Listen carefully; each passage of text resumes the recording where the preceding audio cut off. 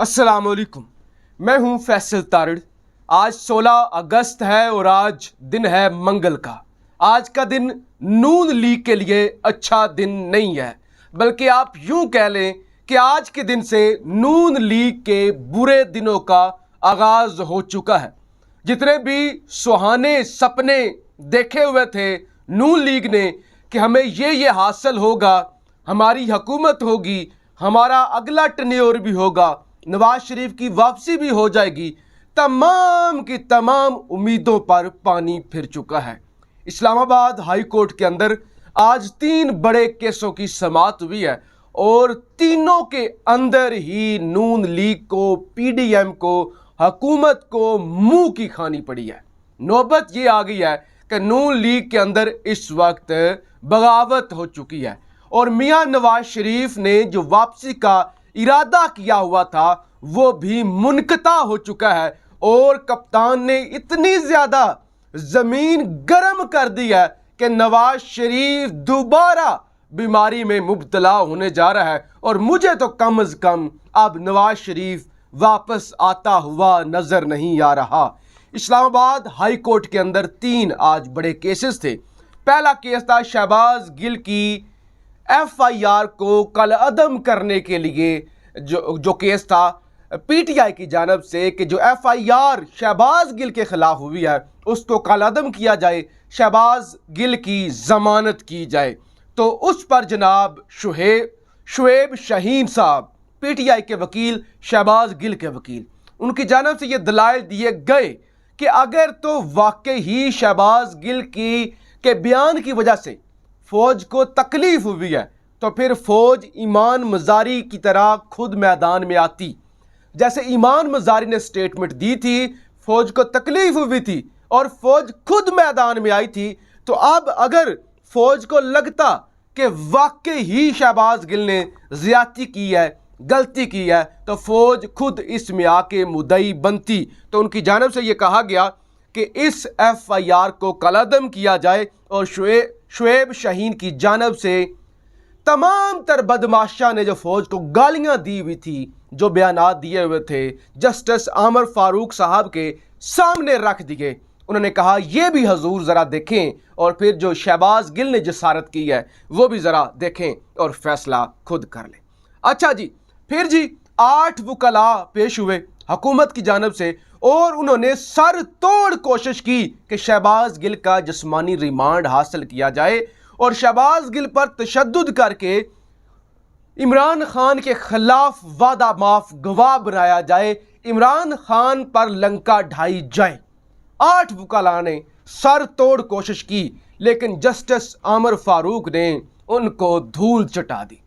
Justice आमर फारूक साहब ने कहा, नंबर 1, इस्लामाबाद हाई कोर्ट का ये दायरा इख्तियार नहीं है कि वो ये फैसला करे कि रिमांड कितने दिनों का होगा, वो ये फैसला करे कि रिमांड देना है। ये दायरा इख्तियार है मजिस्ट्रेट का।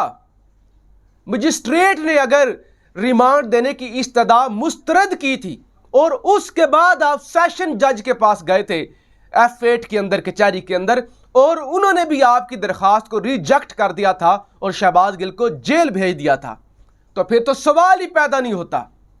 फिर तो कोई कहानी नहीं कि इस्लामाबाद हाई कोर्ट इस पर अपनी कोई राय दे। इस्लामाबाद हाई कोर्ट का ये इख्तियार नहीं है। आप 8 वकील आए हुए हैं, आप धावा बोल रहे हैं मुझ पर, आप बड़ी जज्बाती गुफ्तगू कर रहे हैं, लेकिन ऐसा हो नहीं सकता। फिर जनाब इस केस की समाअत हुई, फैसला महफूज हुआ और बिल आखिर तंग आकर जस्टिस आमर फारूक ने जो फैसला दिया वो ये था कि सेशन कोर्ट के अंदर हम आज ही ये केस भेज रहे हैं। F8 कचहरी के अंदर सेशन जज मेरिट पर इस केस की समाअत करेगा और सेशन जज मेरिट पर फैसला करेगा कि शहबाज गिल का मजीद जिस्मानी रिमांड देना है या नहीं देना। यानी कोई डायरेक्शन नहीं दी इस्लामाबाद हाई कोर्ट ने। इस्लामाबाद हाई कोर्ट ने कहा दोबारा सेशन जज साहब केस देख लें और अगर उनको लगता है कि शहबाज गिल का रिमांड देना है तो दे दें, अगर उनको लगता है कि नहीं देना चाहिए, कोई वजह नहीं है, कोई ख़ास केस नहीं है, तो फिर नहीं देना चाहिए। तो इस केस के अंदर भी जनाब लग गया नून लीग को बड़ा झटका। अब तीसरा और सबसे बड़ा केस मैं आपके सामने रखने जा रहा हूँ, ममनुआ फंडिंग केस, एक भोंडा तरीन केस। जो जिसको बनाने की कोशिश की गई, जल्दी में फैसला लिखने की कोशिश की गई और उसमें इतने ज़्यादा लूप्स होल है और इतना भोंडा केस है कि जो भी देखता है वो हंसता है और पाकिस्तानी अदारों का फिर मजाक बनता है कि कितनी जल्दबाजी के अंदर केस तैयार किया गया और फैसला लिखा गया और कितनी बड़ी बड़ी गलतियां उसके अंदर की गई। वो केस, बल्कि एक और केस भी मैंने अभी आपके सामने रखना है जो बहुत बड़ा झटका लगा है पीडीएम को। अच्छा, ममनुआ फंडिंग केस के हवाले से इस्लामाबाद हाई कोर्ट ने लार्जर बेंच तश्कील दे दिया है जो परसों 18 अगस्त से समाअत करेगा। यानी अब दूध का दूध और पानी का पानी होगा। और जो ममनुआ फंडिंग का केस है उसके वो इतना कमजोर केस है, सोशल मीडिया पे आप जितनी भी कैंपेन चला लें कि इमरान खान नायल हो जाएगा, पार्टी कालादम हो जाएगी, बयानात आप जितने भी दे दें और यहां पर बैठ के मैं जितने बयानात दे दूं, इससे कोई फर्क नहीं पड़ता। जितनी भी डिबेट होगी अदालत के अंदर, जो भी फैसला होगा वो होगा जनाब मेरिट पर और शवाहिद की बुनियाद पर, सबूतों की बुनियाद पर, शहादतों की बुनियाद पर। और जितने भी इन लोगों ने उस केस के अंदर, फैसले के अंदर लोगों के नाम लिखे हुए हैं कि ये गैर मुल्की हैं, वो तो बतौर गवाह सामने आ चुके हैं कि हम गैर मुल्की नहीं हैं, हमने इमरान खान को जो फंडिंग की है वो ठीक है, हम पाकिस्तानी हैं। तो लिहाजा इनके पास तो एक भी सबूत नहीं है। तो लिहाजा लार्जर बेंच तश्कील दे दिया इस्लामाबाद हाई कोर्ट ने। अब यह केस भी उड़ जाएगा, कुछ भी नहीं निकलेगा इस केस से, कुछ भी नहीं निकलेगा और नून लीग इस केस से फारिग हो जाएगी और पीडीएम की उम्मीदों पर पानी फिर जाएगा। फिर एक और आज मैं आपको बता दूं आज किस तरह से बड़ा झटका एक और लगा है पीडीएम को।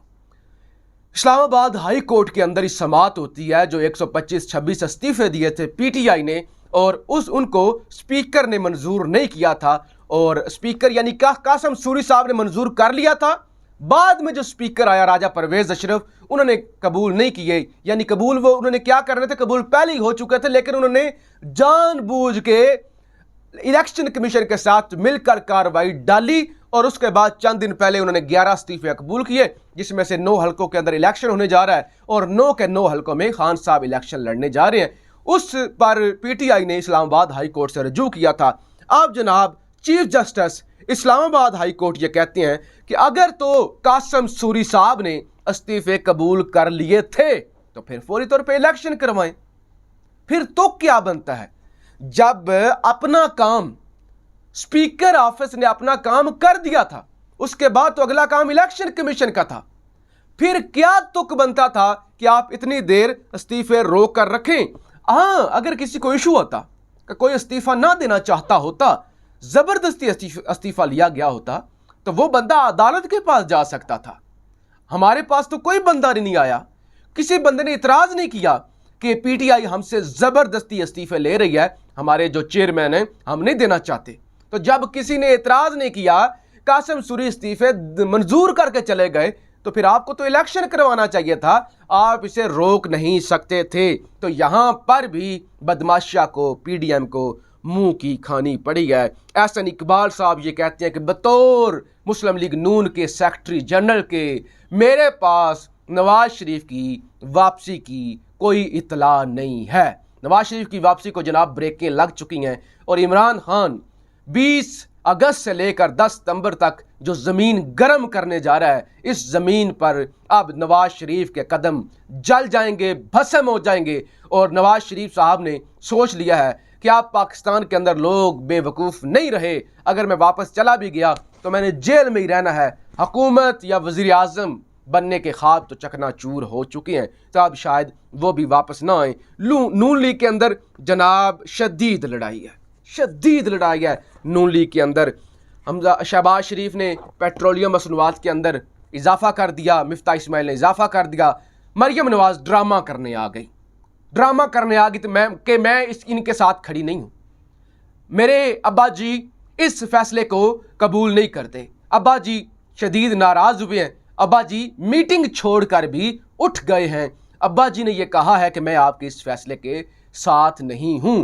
तो अब्बा जी अगर इस फैसले के साथ नहीं है तो शहबाज शरीफ को लात मारें और उतारें कुर्सी से। यानी इतने भोंडा तरीका और लोगों को बेवकूफ़ बनाना। एक भाई अच्छा बन जाता है, एक भाई बुरा बन जाता है। एक भाई ने कीमतें बढ़ा दी, दूसरा भाई कह रहा है कि तुमने ठीक नहीं किया, मैं तुम्हारे साथ नहीं हूं। यानी इन ड्रामों से, इन चौंचलों से क्या फर्क पड़ता है? आपने पेट्रोल महंगा कर भी दिया, पूरी दुनिया के अंदर पेट्रोल सस्ता हो रहा है, पूरी दुनिया के अंदर, और पाकिस्तान के अंदर भी ये डिबेट चल रही थी कि पेट्रोल 40 से 50 रुपए सस्ता होगा, आपने मजीद महंगा कर दिया। तो जब आपने इस सारे मामले को कवर करना था तो अब ये कहते हैं कि हम इस फैसले को सपोर्ट नहीं करते। खैर, अब आपस में लड़ रहे हैं, एक दूसरे के खिलाफ खड़े हो रहे हैं, शहबाज नवाज के मुकाबले पे और नवाज शहबाज को चैलेंज कर रहा है। बस इनके हिस्से में कुछ नहीं आने वाला। इनको जो उम्मीद थी, इनको जो गारंटीज दी गई थी, वो गारंटियां, एक भी गारंटी पूरी नहीं हुई। इमरान खान के कागजात नामजदगी भी मंजूर होते चले जा रहे हैं, इमरान खान जलसे भी कर रहे हैं, अदालतों से भी इमरान खान साहब सुरखरू हो रहे हैं।